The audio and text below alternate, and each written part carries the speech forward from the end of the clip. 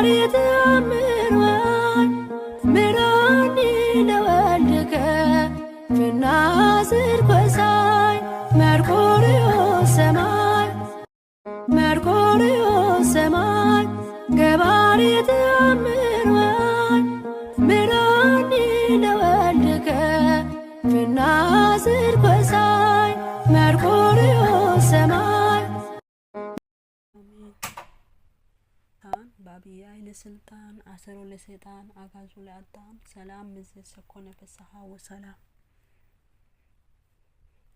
ሰላም ለእናንተ ይሁን ወደ ቻናል ቤተሰቦች እንደምን አላችሁ? ያለው እግዚአብሔር ይመስገን። እግዚአብሔር ሰላም ከሁላችን ጋር ይሁን። እንኳን አደረሳችሁ አደረሰን። ሚያዝያ 25 ተከብሮ የሚውል ቅዱሳን ሰማዕታት ረድኤት በረከታቸው ይደርብን። የመድኃኒታችን ኢየሱስ ክርስቶስ ትንሣኤ መታሰቢያ 22ኛው ቀን ሰማዕቱ ቅዱስ መርቆሬዎስ። በስመ አብ ወልድ ወመንፈስ ቅዱስ አሐዱ አምላክ አሜን።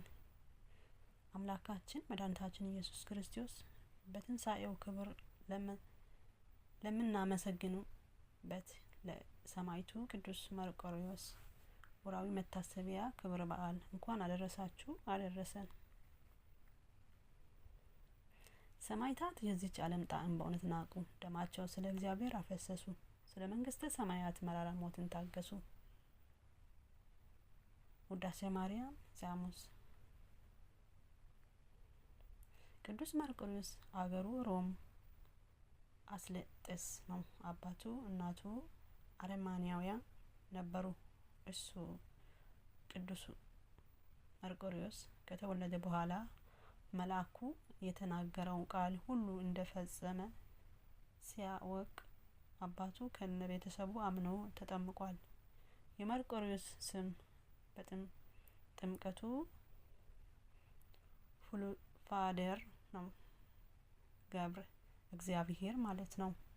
በጥበብ በፈረሃ እግዚአብሔር አድጎ አባቱ ስሞት የአባቱን ሹመት ወረሰ። ንጉሱ ዳኪዎስ ይባላል።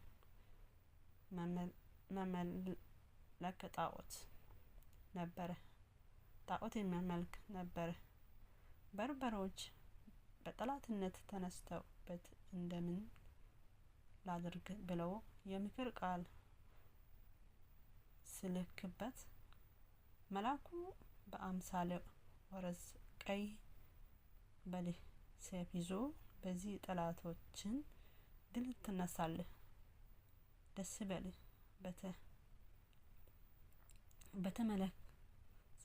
በተመለስክ ጊዜ ግን ጌታ እግዚአብሔር አስበው ስለው ታይቶ ነበርና አትፍራ፣ ጌታ ጠላቶቻችን አሳልፎ ይሰጠናል ብሎት አጽናንቶ ዘመቱ። መርቆሬዎስም ኃይል ተሰጥቶት ጠላቱን ድል ነስቶ ሲመለስ ከሃዲ ንጉስ ኤልያኖስ ወዲያው ኃይል ለሰጡት ለረዱን ለአምላክቶቼ በዓል እናደርጋለን ፈጥነና ብሎ ላከበት። እሱ ሹመቱን ሽልማቱን ላንተ ይሁን፣ ላቆመው ጣዖት አልሰግድም በማለት የሰው ልጅ ሊሸከሙት የማይቻለው መከራ ተቀበለ።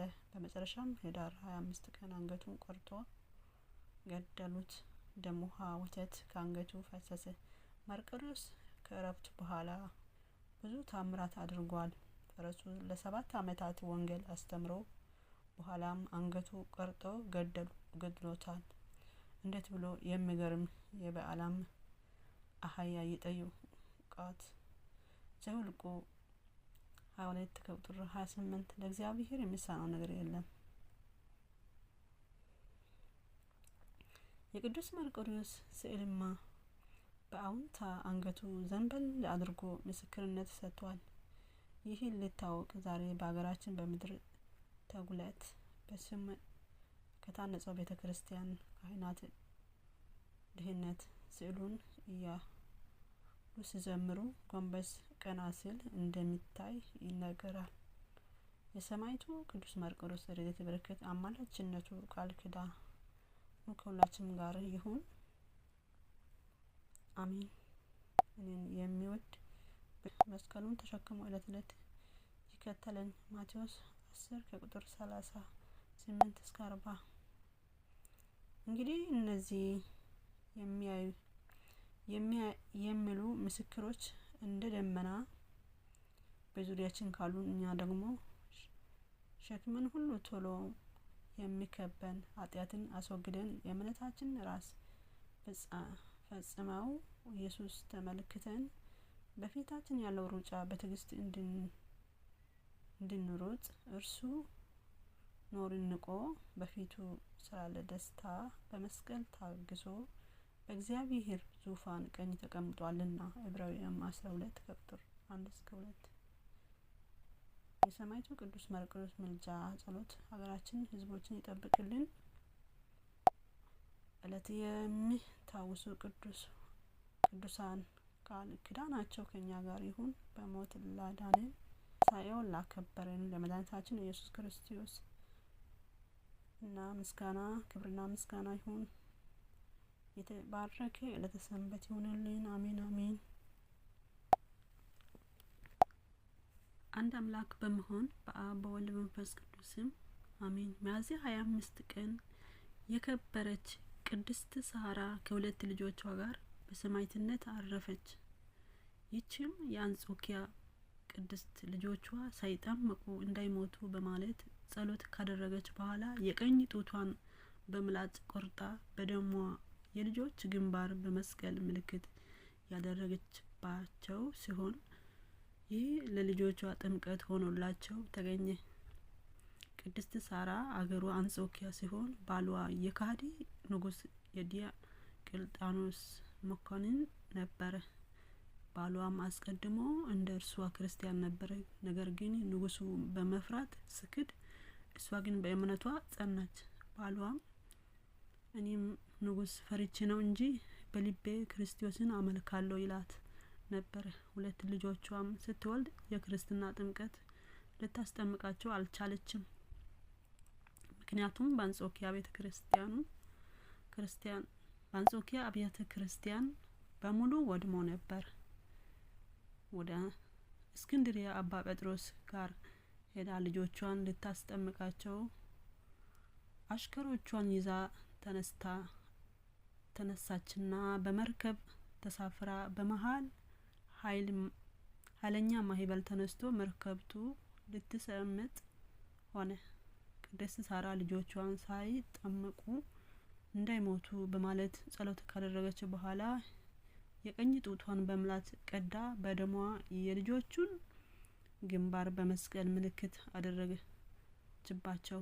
በጀርባዋም በደረቷም ላይ እንዲህ አድርጋ በባህር ውስጥ አጠመቀቻቸው። በዚህም ጊዜ ታላቅ ጸጥታ ሆነ፣ ማዕበሉም ጠፋ። ቅድስት ሳራ እስክንድሪያ አገር ደርሳ ልጆቿን ልታስጠምቅ ከአባ ጴጥሮስ ዘንድ አቀረበቻቸው።